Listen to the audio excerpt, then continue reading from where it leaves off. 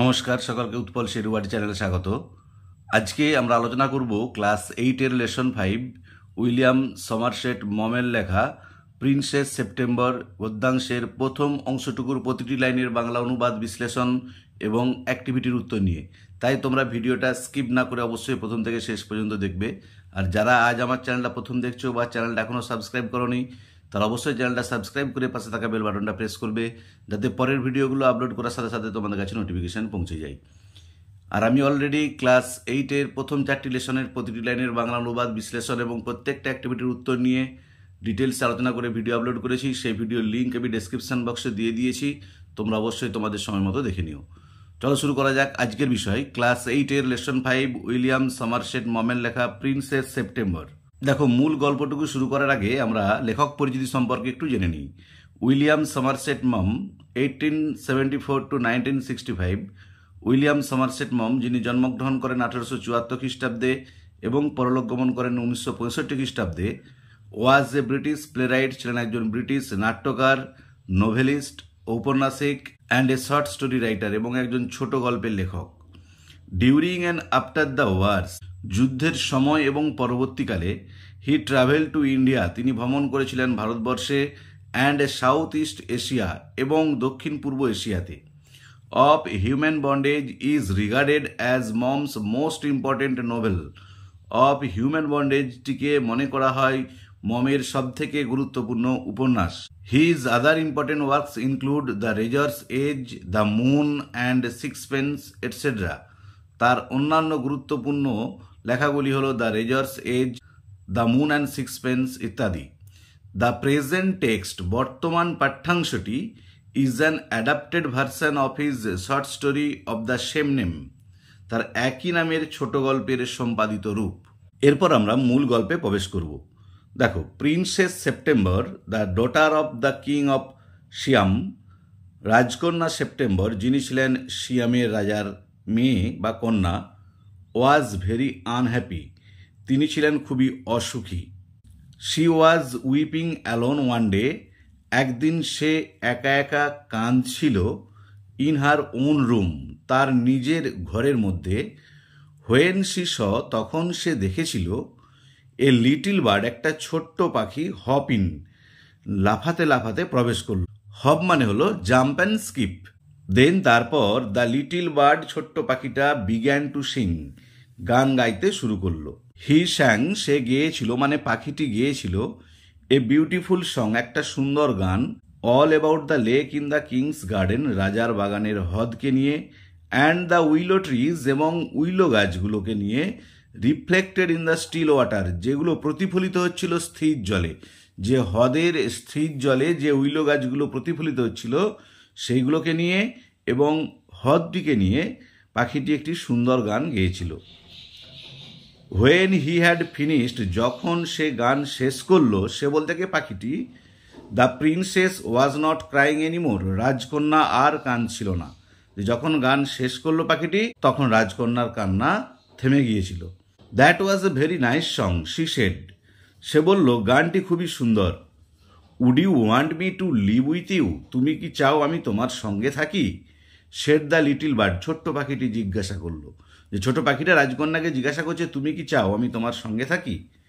Princess September clapped her hands with delight, রাজকন্যা September আনন্দে হাততালি দিতে লাগলো।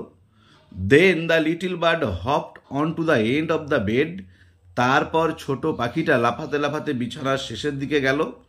And sang her to sleep, এবং গান গেয়ে তাকে ঘুম পাড়িয়ে দিল। When she awoke the next day, যখন পরের দিন সে জেগে উঠল, সে বলতে রাজকন্যা প্রিন্সেস সেপ্টেম্বর যখন পরের দিন জেগে উঠল, the little bird was still sitting there, দেখলো ছোট পাখিটা তখনও সেখানে বসেছিল। And as she open her eyes, আর যখনই না রাজকন্যা তার চোখগুলো খুলল, হি সেড গুড মর্নিং, সে তাকে সুপ্রভাত জানালো, যে পাখিটা তাকে সুপ্রভাত জানালো।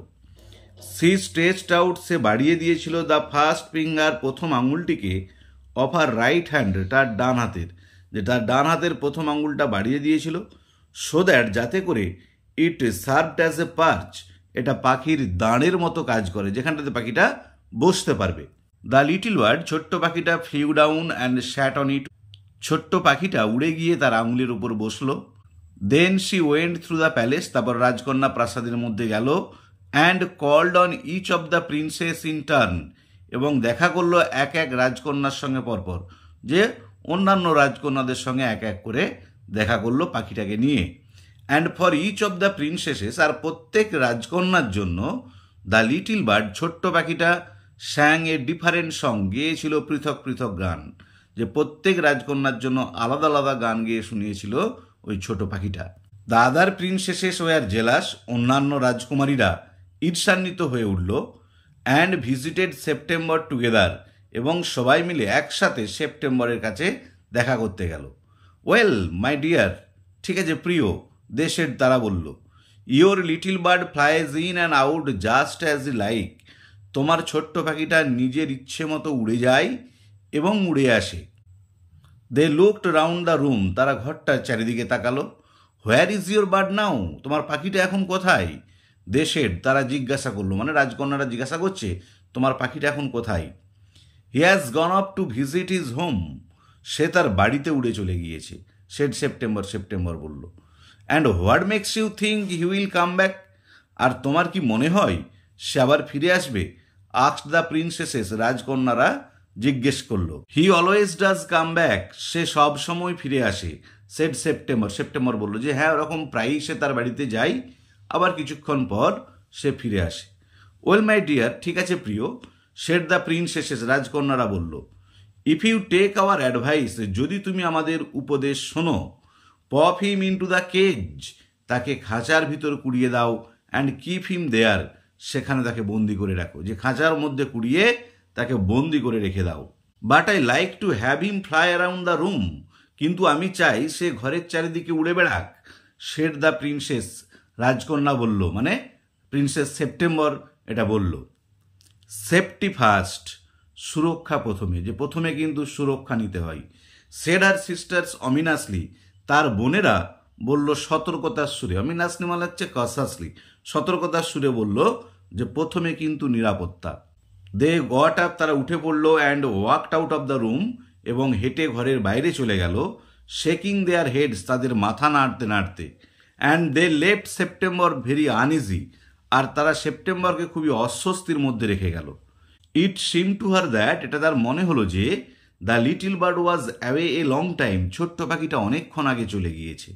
And she could not think, আর সে ভাবতে পারছিল না, হোয়াট হি ওয়াজ ডুইং, পাখিটা এখন কি করছিল। এখানে হি বলতে পাখিটা, যে পাখিটা এখন কি করছিল সেটা কিন্তু রাজকন্যা আর ভাবতে পারল না। হি মাইট ফরগেট হার, সে হয়তো তাকে ভুলে গিয়েছে। Or he might take a fancy to someone else, অথবা তার হয়তো বা অন্য কাউকে ভালো লেগেছে, এটা রাজকন্যা সেপ্টেম্বর ভাবতে লাগলো। দেখো, আমরা প্রথম পার্টটার প্রতিটি লাইনের বাংলা অনুবাদ বিশ্লেষণ করলাম। এরপরেতে এখানে দেখো ওয়ার্ড নেস্টে 4টে ওয়ার্ড দিয়ে আছে। কি, হব মানে জাম্প অ্যান্ড স্কিপ, লাফানো, আমি বলেছি আগেই। পার্স মানে to sit or stand on something, কোনো কিছুর উপরে দাঁড়ানো বা বসা। পপ মানে পুট, রাখা। অমিনাসলি মানে ইন এ ওয়ার্নিং ম্যানার, যেটাকে আমি সতর্কতার সঙ্গে আমি বলেছিলাম কসাসলি, একই। ফ্যান্সি মানে লাইকিং, ভালো লাগা, পছন্দ হওয়া।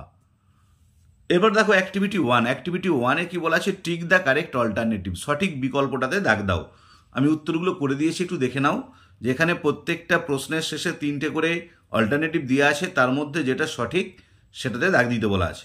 দেখো, এক একটা বলা আছে, when the little bird hopped in to princess September room, যখন ছোট্ট পাখিটা লাফিয়ে প্রবেশ করেছিল রাজকন্যা সেপ্টেম্বরের ঘরেতে, শি ওয়াজ, তখন সে কি করছিল, clapping her hands, crying alone, sleeping in her bed, যে হাততালি দিচ্ছিল, একা একা কাঁদছিল, বিছানায় শুয়ে ঘুমাচ্ছিল।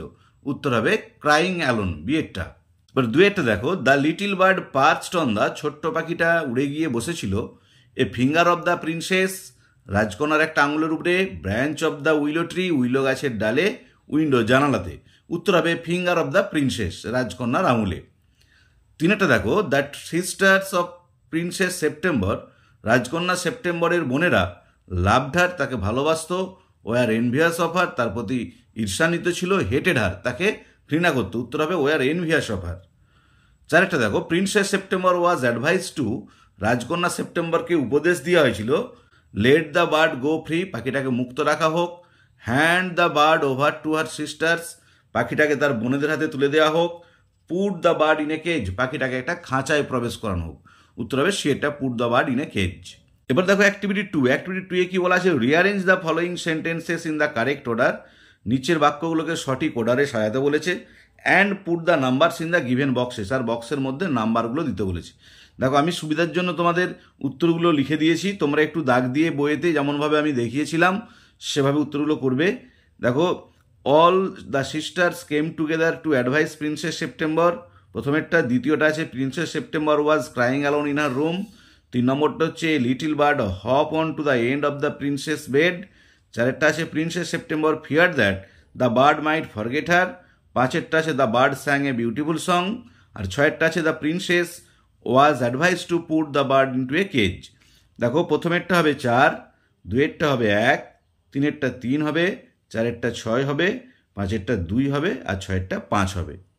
অ্যাক্টিভিটি 3টা দেখো, অ্যাক্টিভিটি 3 কি বলা আছে, অ্যান্সার দ্য ফলোয়িং কোয়েশ্চেন, নিচের প্রশ্নটার উত্তর দাও।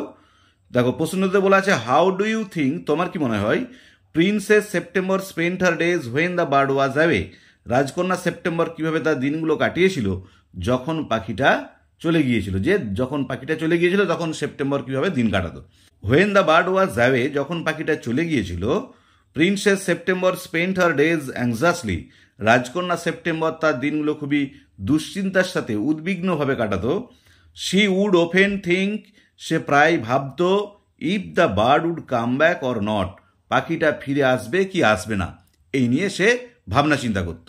তাহলে আজকের ভিডিওতে আমরা ক্লাস 8-এর লেসন 5 উইলিয়াম সমারসেট মমের লেখা প্রিন্সেস সেপ্টেম্বর এই গল্পের প্রথম পার্টের প্রতিটি লাইনের বাংলা অনুবাদ করলাম, এবং তার সাথে সাথে অ্যাক্টিভিটি 1, 2 এবং 3 তিনটে অ্যাক্টিভিটির উত্তর নিয়ে ডিটেলস আলোচনা করলাম। ভিডিওটি যদি ভালো লেগে থাকে অবশ্যই লাইক, শেয়ার ও কমেন্ট করে জানাবে। আর যারা আজ আমার চ্যানেলটা প্রথম দেখছো বা চ্যানেলটা এখনো সাবস্ক্রাইব করোনি, তারা অবশ্যই চ্যানেলটা সাবস্ক্রাইব করে পাশে থাকা বেল বাটনটা প্রেস করবে, যাতে পরের ভিডিওগুলো আপলোড করার সাথে সাথে তোমাদের কাছে নোটিফিকেশন পৌঁছে যায়। আর আমি ক্লাস 8-এর প্রথম 4টি লেসনের প্রতিটি লাইনের বাংলা অনুবাদ, বিশ্লেষণ এবং প্রত্যেকটি অ্যাক্টিভিটির উত্তর নিয়ে ডিটেলসে আলোচনা করে ভিডিও আপলোড করেছি। সেই ভিডিওর লিঙ্ক আমি ডেসক্রিপশন বক্সে দিয়ে দিয়েছি, তোমরা দেখে নিও। এছাড়াও গ্রামারের, আর্টিকেলের ব্যবহার, প্রিপোজিশনের ব্যবহার, phrase, clause, narration change, voice চেঞ্জের উপর ভিডিও আপলোড করেছি, সেই ভিডিওর লিঙ্কও আমি ডেসক্রিপশন বক্সে দিয়ে দিয়েছি, তোমরা তোমাদের সময় মতো দেখে নিও। ভালো থেকো, ধন্যবাদ, দেখা হবে পরের ভিডিওতে।